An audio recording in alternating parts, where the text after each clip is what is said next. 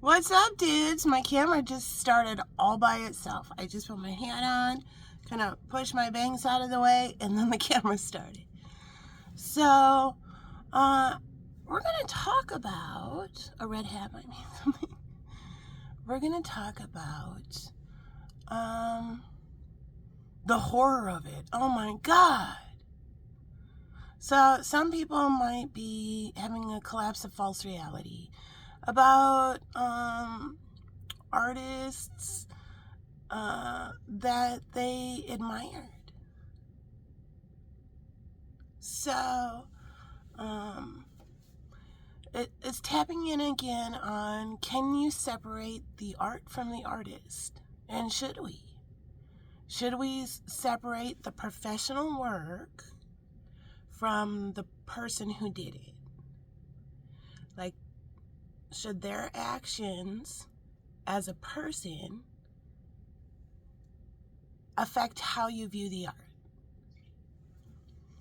And that is a question that doesn't have an answer. It's different for each person.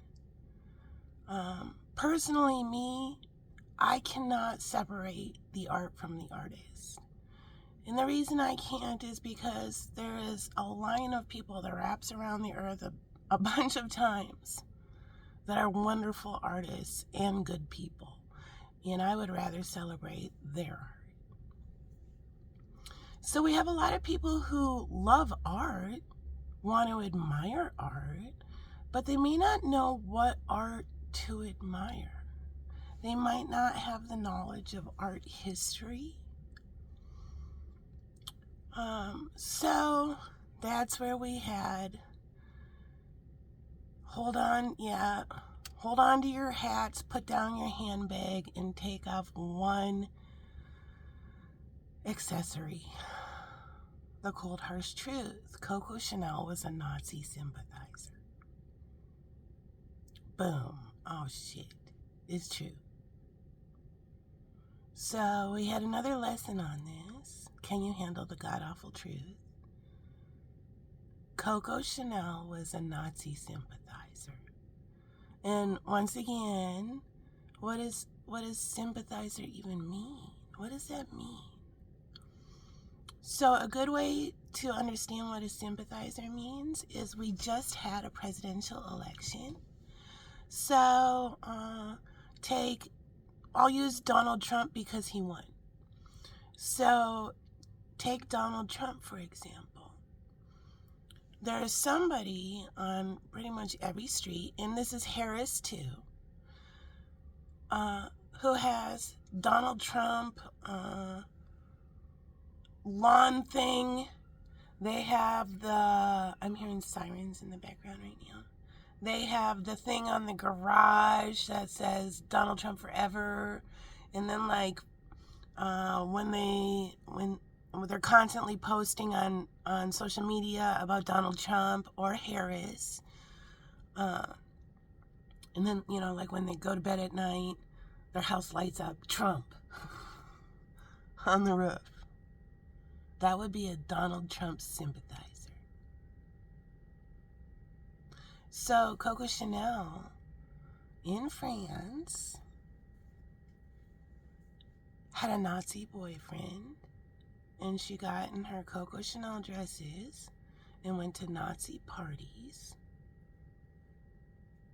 She was pleased when her Jewish partner got removed out of the business. She was a narcissist. And she was very anti-Semitic. Very. So she wasn't just going along with it because it was Nazi occupied France and just doing what she needed to do. No, she was going to the Nazi parties and hobnobbing with her Nazi boyfriend and saying really anti-Semitic things. And I think there's a weird thing that happened with her. So in Europe, a lot of people knew, and in France, a lot of people knew who she truly was. And there's a documentary, I'll try to find it, and I'll post it down here in the comment section. And somebody said, yeah, they had to, she had to get out of France. They wanted to string her up after the war. So they made this big brand and brought it to the United States. And so a lot of the things that Coco Chanel said was untrue. And so in the United States, we were fed this brand as Americans about this woman. But it was a brand.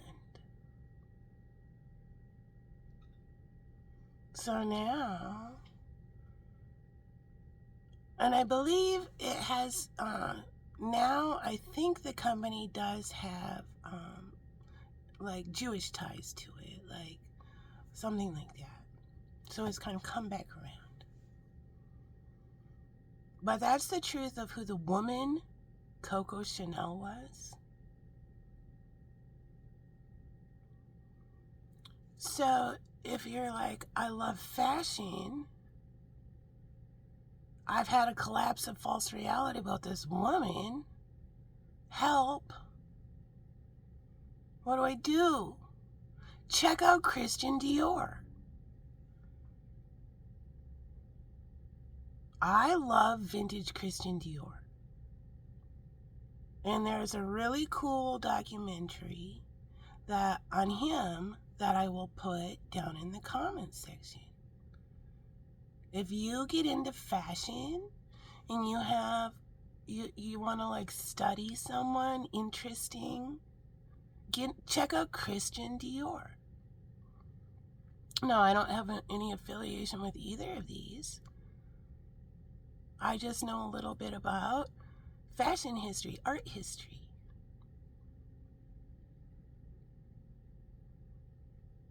So, there's one. Pablo Picasso was a huge misogynist. He did not like women. A serious, serious narcissist. Abusive. All those, I say fucked up pictures of women that he painted. Those were the carcasses of the women he used up and spit out.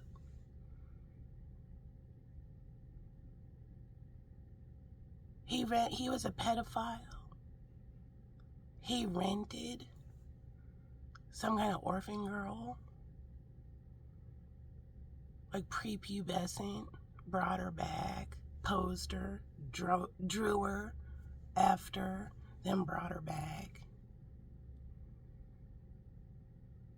Leave a trail of suicidal women in his wake.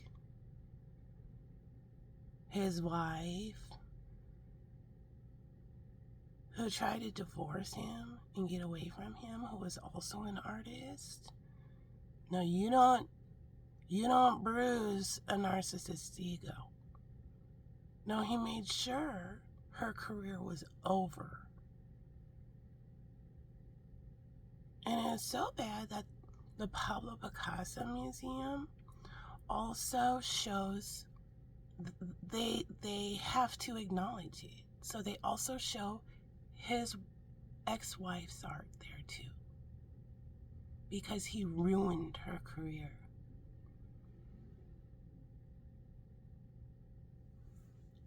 Georgia O'Keeffe, narcissist. She had 2 sisters who also painted. One sister in particular, Ida, had a completely different painting style. No veg flowers. She has this wonderful, wonderful series of lighthouses that she did, Really, really interesting. Yeah, Georgia, they called her Peaches. No, Peaches ruled that family. She had a tantrum. She can be the only smoking hot cutie pie. No, she can be the only artist. And she made her sisters stop painting.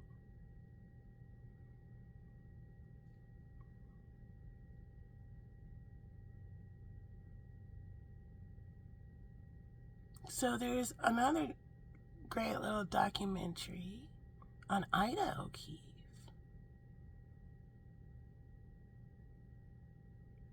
Under the Shadow of Georgia. And check out Ida's, if you watch it, I'll link all these in the comment section here. Check out Ida's lighthouses. How cool they are. And they look nothing like what her sister did. And if Ida had gotten the right kind of big daddy to support her the way Georgia did, where would Ida have been? If Georgia would have shared the stage, because clearly their painting styles were totally different. But Georgia said, no fucking way, only me. Yeah, Peaches, what the fuck?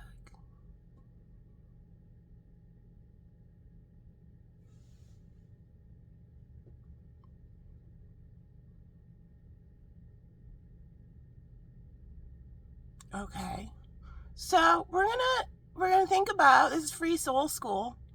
We're gonna think about, can we separate the art from the artist?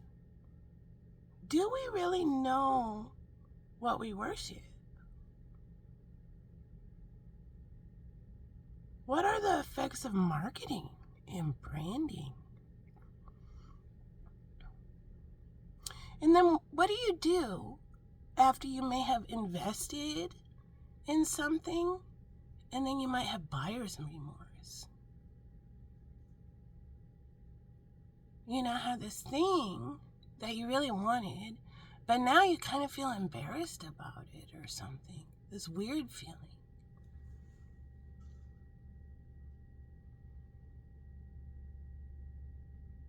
All right, so those are thoughts to work on today. I'll put all that, Free Soul School. This is some extra credit. And really thinking about marketing and branding. Where is the line when it becomes unethical?